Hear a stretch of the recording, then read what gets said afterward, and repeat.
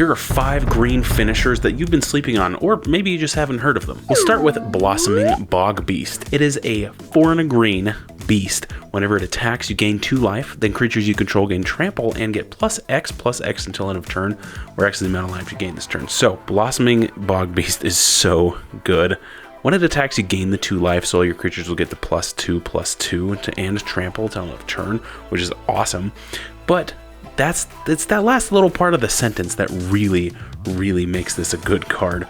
Your creatures gain +X until end of turn, where X is the amount of life you gain this turn, which is so easy to do. So using something right before during your main phase, you can use something like Feed the Clan to gain either 5 or 10 life. Let's be honest, you're going to gain 10 life because you're probably going to have Ferocious in a green deck, but it just skyrockets the amount that your creatures will get.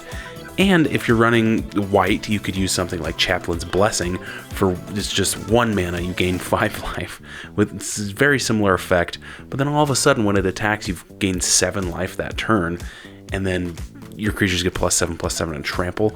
That's insane, and it's so easy to do. There's just no way you can't stomp down a table with this one. The next suggestion comes from Cacturn6183, who actually suggested this video. Thank you so much for the suggestion. This is a really good video idea. Cacturn suggested Demolisher Spawn, which is 5 green for a horror.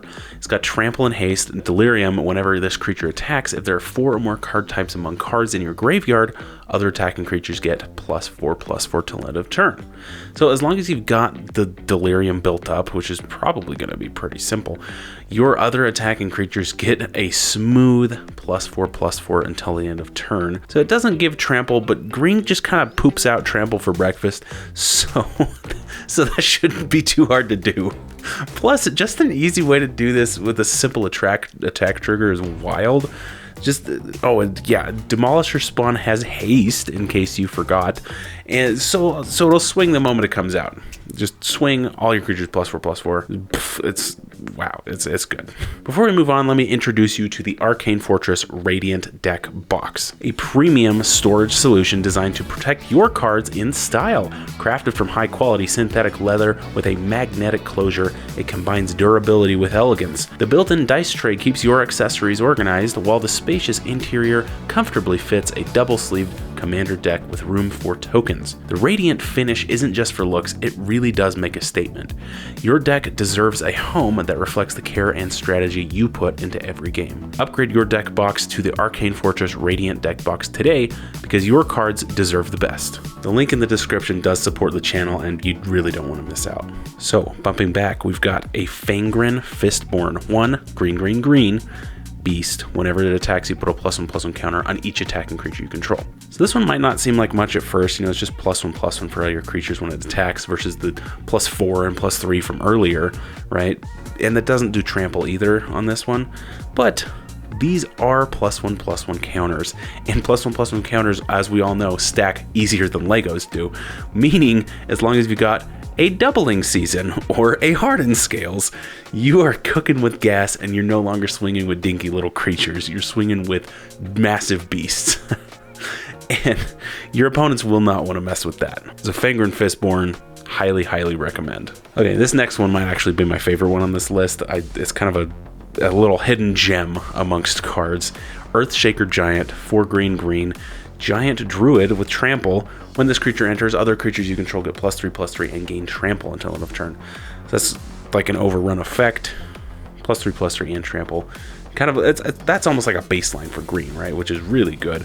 But having a body attached to that is just wild.